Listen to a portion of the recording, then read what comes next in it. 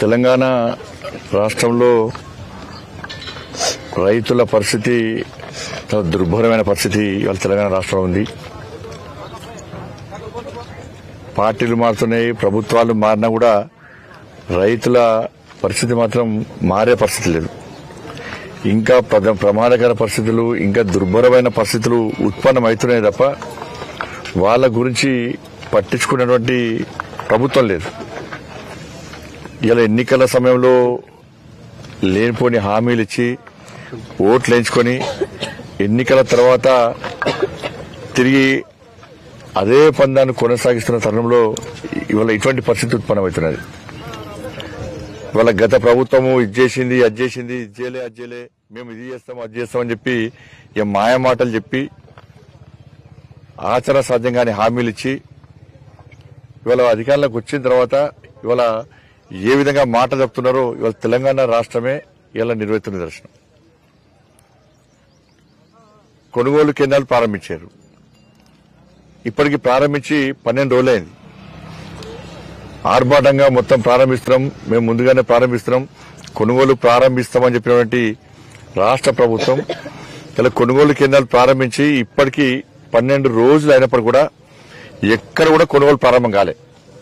Centres ప్రారంభం చేసేది తప్ప కొనుగోలు మాత్రం ఎక్కడ ప్రారంభం కాలే. కొనుగోలు సెంటర్ల సంఖ్య చెప్తున్నారు తప్ప ఎక్కడ ఎంత కొనుగోలు ఎంత చేస్తాం, ఎంత కొనుగోలు చేస్తామని చెప్పి ఇంతవరకు చెప్పే పరిస్థితి లేదు. కానీ ఇలా ఇప్పటికే రైతుల పరిస్థితి చాలా దయనీయంగా మారింది. ఇవాళ నీళ్లు లేక ఇబ్బంది పడ్డారు, మరోవైపు అకాల వర్షాల్లో ఇబ్బంది పడ్డారు. వీని అన్నింటినీ తట్టుకొని ఇలా పంట పండించి వడ్లు కొనుగోలు కేంద్రానికి వస్తే మద్దతు ధర వస్తుందా రాదా గ్యారంటీ లేని పరిస్థితి. తరుగు తాళు లేకుండా కొనరా అని చెప్పి గ్యారంటీ లేని పరిస్థితి. వాళ్ళ అకౌంట్లో పైసలు పడే వరకు కూడా గ్యారంటీ లేని పరిస్థితి. ఇలా వారం రోజులే ఇక్కడికి వడ్లు వచ్చినాయి, రైతులు తీసుకొచ్చి వేసారు. ఇవాళ రైతుల పరిస్థితి అంటే ఇక్కడ చూసుకుంటూ కూర్చోవాలి, వర్షం పడితే ఎట్లా మా పరిస్థితి అని చెప్పి. కొనుగోలు ప్రారంభించడానికి ఇబ్బందులు ఏంది, కానీ ఇవాళ రైతుల పరిస్థితి ఏంది? వాళ్ళ పంట చేతికి రాక ఇబ్బంది వస్తుంది, చేతికి వచ్చిన పంటను కాపాడుకోలేక వాళ్ళు ఇబ్బంది పడతారు. టెన్షన్ వాతావరణం, రైతులు టెన్షన్ తోని వాళ్ళ అకౌంట్లో పైసలు పడ కూడా వాళ్ళ జీవితానికి కొనసాగించే పరిస్థితి వాళ్ళ తెలంగాణ రాష్ట్రంలో ఉంది. మళ్ళీ ఏమంటున్నారు, మళ్ళా స్టార్ట్ చేసి లోలి. నేను ఎదక్కున్న జనగాంలో కలెక్టర్ కేసు పెట్టిండు అని చెప్పి అది కాదు. అసలు నిజంగా వాస్తవానికి ప్రభుత్వం యొక్క ఆదేశాలు ఏంది, ప్రభుత్వం సమీక్ష ఏం చేసింది? వాళ్ళు తిరిగి దళారుల వ్యవస్థ స్టార్ట్ అయింది, దళారుల వ్యవస్థ మళ్ళా ప్రారంభమైంది. వీళ్ళు ఏం చేస్తారు, ఇక్కడ రైతులవి వచ్చారు, ఫస్ట్ 2-3 లారీలు సీదా సఫీ కొంటారు, మద్దతు ధర ఇస్తారు, తరుగు తాళ్ళు లేకుండా కొంటారు. తర్వాత మళ్ళా 1 గంట 2 గంటల తర్వాత మళ్ళీ ఏం చేస్తారు, రైతులకంతా పంపిణీ చేస్తారు. తరుగు తాళ్ళు లేకుండా కొంటున్నాం, మద్దతు ధర ఇస్తున్నాం, ఎక్కడ ఇబ్బంది పెడతామని చెప్పి ఈ ప్రచారం దళారులే మొత్తం ప్రచారం చేస్తారు. దాన్ని నమ్మిన రైతులు ఏం చేస్తారు, ఏ పంట కొనుగోలుకు సహకరిస్తారు. సహకరించి ఇక్కడ దాదాపు 3-4 కిలోలు తరుగు తాలిపతో ఇలా కడిగేస్తారు. ఇక్కడ మళ్ళా తిరిగి రైస్ మిల్ వరకు దళారులు ఏం చేస్తారు, మళ్ళా ఫోన్ చేస్తారు, లేదు మళ్ళా మీ తరుగు తాలూకు ఎక్కువ ఉన్నది, మళ్ళా 3-4 బస్తాలు తీసేస్తున్నామని చెప్పి మళ్ళా ఫోన్ చేస్తారు. ఇక పంట ఆడదానికి వరకు రైతులు ఏం చేస్తారు, మళ్ళీ తిరిగి తీసుకొచ్చుకునే పరిస్థితి ఉంటుంది. ట్రాక్టర్ల లోడ్ అయిపోయినాయి. అప్పుడు ఏం చేస్తారు, సరే సార్ మీ ఇష్టం సార్ అంటారు. అంటే ఒక్క క్వింటాల్కు దాదాపు 5 నుంచి 7 కిలోలు, దాదాపు 5 కిలోల కంటే ఎక్కువ ఇవాళ తరుగు పేరుతోని తాళ్ళు పేరుతోని ఇవాళ కడిగేసే పరిస్థితి ఇవాళ మళ్ళీ వచ్చింది. ఇట్లా ఇబ్బంది పడితే ఇవాళ దాని రైతులు ఆదుకునే రోజులు ఇవాళ కొనుగోలు. ఇవాళ రాజన్న సిరిసిల్ల జిల్లాలో 259 కొనుగోలు కేంద్రాలు ప్రారంభించారు. 259 కొనుగోలు కేంద్రాలు ఫస్ట్ నాడు ప్రారంభించారు. 12వ రోజు 12 రోజులైనప్పుడు కూడా ఇలా 200 క్వింటాలు మాత్రమే కొన్నారు, 200 క్వింటాలు మాత్రమే. ఇవాళ కరీంనగర్ జిల్లాలో 341 సెంటర్లు ప్రారంభించారు. ఇవాళ నిల్లాడ 1 కిలో వల్లే, ఇది ప్రభుత్వ నివేదిక, ప్రభుత్వ రిపోర్ట్, ఇది 1 కిలో కూడా కొనలే, 1 క్వింటా కూడా కొనలే. ఇలా కొనుగోలు ప్రారంభించడం అని చెప్పి మళ్ళీ మబ్బు వస్తున్నది మళ్ళా.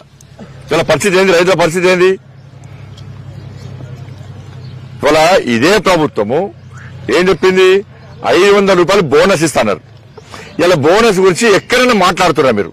మళ్ళా మొన్ననే ప్రభుత్వం వచ్చింది, 5 నెలల మేము సర్దుకోవద్దా,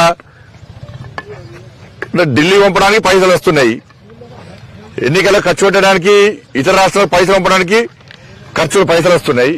కానీ తెలంగాణ రాష్ట్రంలో రైతులకు బోనస్ చేయడానికి మాత్రం పైసలు వస్తలేవు.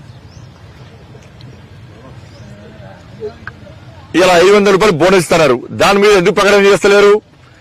మీ విధానాన్ని ఎన్నికల మేనిఫెస్టోలో మీరు పెట్టారు కదా, తరుగు తాలు పేరుతో ఎక్కడా కటింగ్స్ ఉండయి అని మీరు మేనిఫెస్టోలో పెట్టారు.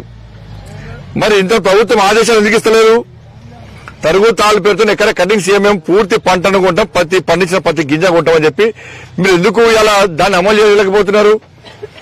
ఇలా తెగుళ్ల వల్ల ఇలా మొక్కజొన్న పంట పరిస్థితి ఇలా ఏమైంది? ఇలా దాన్ని పునరుద్ధరిస్తాం, పాత పంట మళ్ళీ తిరిగి తీసుకొస్తామేమో, ఎక్కడ ఇబ్బంది పెట్టాము అని చెప్పారు. ఇవాళ పరిస్థితి ఏంది? వల్ల తెగుళ్ల పేరుతో కానీ ఇవాళ అకాల వర్షాల వల్ల ప్రకృతి వైపరీత్యాల వల్ల నష్టపోయిన రైతులకు ఇన్పుట్ సబ్సిడీ ఇస్తున్నారు. దాని మీద ఇంత స్పష్టమైన విధానం లేదు, ఇప్పటి విధానం లేదు. ఇవాళ ఇప్పటికే బయట అప్పులు తీసుకొచ్చుకున్నారు, అక్కడిక్కడ అప్పులు తీసుకొచ్చుకొని ఇలా పంట వేసుకుంటే ఇవాళ అప్పుల మీద అప్పులు ఇలా ఏమన్నారు కాంగ్రెస్ పార్టీ?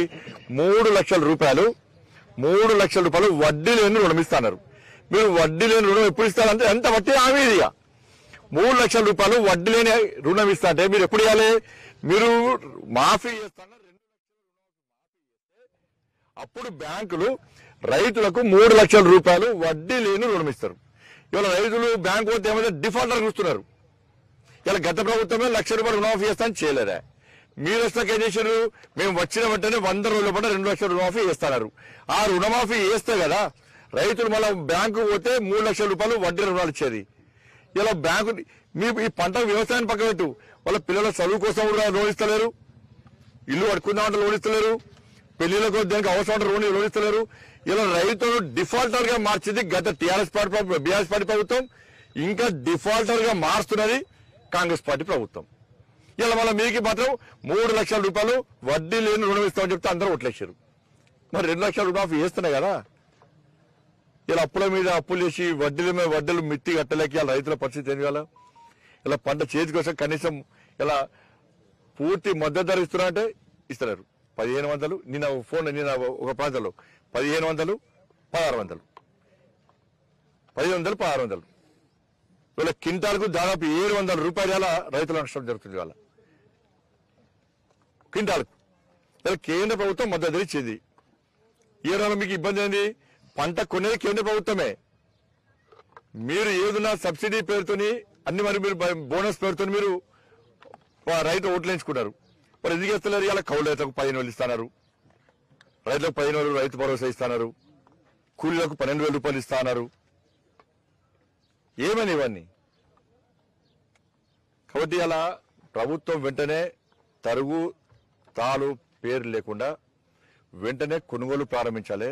రైతు అందరూ కూడా ఆ పంటను తీసుకొచ్చి కొనుగోలు కేంద్రాలు వేసేది ఇప్పటికి వారం రోజులైంది. వర్షం పడుతున్నటువంటి ఇబ్బంది ఉన్నది. ఇవాళ ఒకటే ప్రభుత్వాలు ఏం చేయాలంటే కొనుగోలు కేంద్రం గేట్ లోపలికి వడ్లు తీసుకొచ్చినాక పూర్తి బాధ్యత ప్రభుత్వాన్ని ఉండాలి.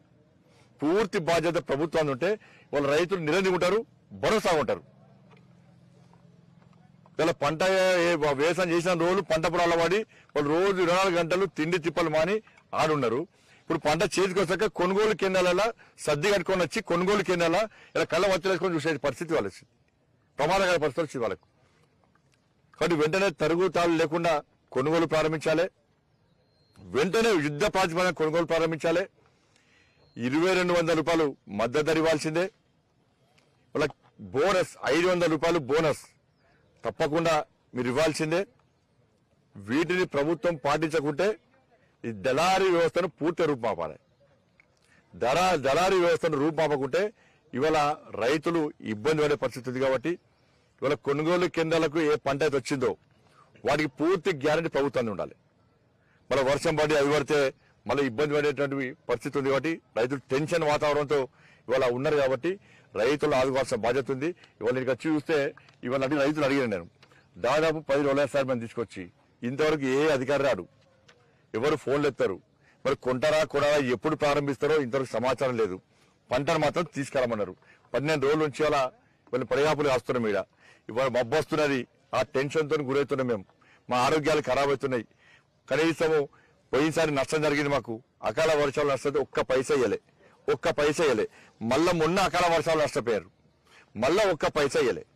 సమీక్షల పేరుతోని, సర్వేల పేరుతోని, నివేదికల పేరుతో టైంపాస్ చేస్తుంది తప్ప గత బీఆర్ఎస్ పార్టీ ప్రభుత్వం 10 సంవత్సరాల్లో ఒక్క పైసా ఇయ్యలే. కాంగ్రెస్ పార్టీ ప్రభుత్వం వచ్చి 100 రోజులైనా మన నష్టపోయిన రైతులకు ఒక్క పైసా కూడా ఇచ్చే పరిస్థితి లేదు.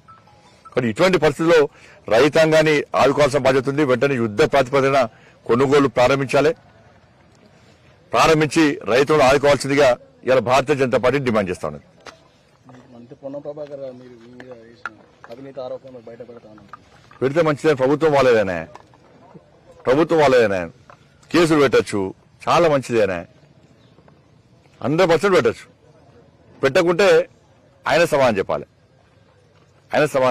పెట్టకుంటే ప్రభుత్వం వాళ్ళదే కదా. వెంటనే విచారణ ప్రారంభించాలి. అవి బయట పెట్టాలి, నా మీద కేసులు పెట్టాలి. అధికారం లేనప్పుడు ఇంట్లో వండుకొని కనీసం అందించకుండా ఇలా ప్రజా సమస్యల మీద కొట్లాడింది మేము, జైళ్లకు పోయింది మేము, లాఠీ దెబ్బలు తిన్నది మేము, 50-100 కేసులున్నది మా మీద.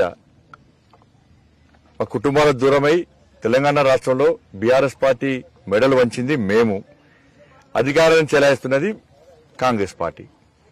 ప్రజలు ఆలోచిస్తున్నారు. ఇప్పుడు బాధపడుతున్నారు ప్రజలు. ఎందుకు కాంగ్రెస్ పార్టీకి ఓటేస్తాం రా అని బాధపడుతున్నారు. 100 రోజులు ఇచ్చిన హామీల గురించి ఈ నాయకులు ఎవరు మాట్లాడారు. 2500 రూపాయలు ఎంతమంది అకౌంట్లో ఇచ్చినా అని చెప్పాలి. ఆయన 2500 రూపాయలు మహిళల అకౌంట్లో ఇస్తున్నారు. కరీంనగర్ పార్లమెంట్ నియోజకవర్గంలో ఎంతమంది అకౌంట్లో మహిళల అకౌంట్లో పైసలు వేసారు, ఎంతమంది పేదోళ్ళ అకౌంట్లో 4000 రూపాయలు ఆసరా పెన్షన్లు వేసారు, ఎంతమంది రైతుల అకౌంట్లో 15,000 రూపాయలు రైతు భరోసా వేసారు, ఎంతమంది కౌలు రైతుల అకౌంట్లో 15,000 రూపాయల భరోసా వేసారు, ఎంతమంది రైతు కూలకు 12,000 రూపాయలు ఇచ్చారు, ఎంతమంది రైతులకు 2 లక్షల రుణమాఫీ చేశారు, ఎంతమంది రైతులకు బోనస్ ఇచ్చారు, ఎన్ని కొనుగోలు కేంద్రాల్లో ఇలా తాళు తెరుగు లేకుండా కొనుగోలు ప్రారంభించారు, ఎంతమంది పేదలకు 5 లక్షల రూపాయలు ఇండ్లు జాగలేని వాళ్ళకి ఇచ్చారు, ఎంతమంది విద్యార్థులకు 5 లక్షల భరోసా కార్డులు ఇచ్చారు. ఈ కరీంనగర్ పార్లమెంట్ వర్గంలో ఈ 6 గ్యారెంటీలో ఇవి కూడా భాగమా కాదా? మీకు వీటి మీద మాట్లాడాలి. వీటి మీద మాట్లాడితే ప్రజలు హర్షిస్తారు. లేనిపోని క్రియేట్ చేసి అరే వాళ్ళ ముఖ్యమంత్రిని మంత్రులు తిరుగుతూనే వీళ్ళు కరీంనగర్ జిల్లాలో కాంగ్రెస్ పార్టీ, ఉమ్మడి జిల్లా కాంగ్రెస్ పార్టీ నాయకులు అన్ని మూసుకొని కూర్చున్నారు. ఖండించారు, విమర్శించారు, పేర్కొన్నారు. ఇంతే. బండి సంజయ్ తిట్టారు మాత్రం బూత్ వస్తాయి వాళ్ళకు. మేము ఏమనకుండా అన్నట్టు క్రియేట్ చేయడానికి మాత్రం ఆలోచన వస్తుంది. వాళ్ళ పార్టీ నాయకులను తిరుగుతూనే ఆ స్థాయిలో స్పందించిన వ్యక్తులు వీళ్ళు. స్పందించాలి కాబట్టి అట్లా నా మాత్రం స్పందిస్తారు. కేసీఆర్, కేటీఆర్తో దోస్తారు వీళ్ళందరూ కూడా. రూపాయికారు ఒప్పందం ఏదంటే వాళ్ళు బండి సంజయ్ని ఓడగొట్టాలి. బండి చేసిన అభివృద్ధి వాళ్ళకి కనబడది, వాళ్ళకి చెవులు కనబడాయి, కళ్ళకి కనబడది.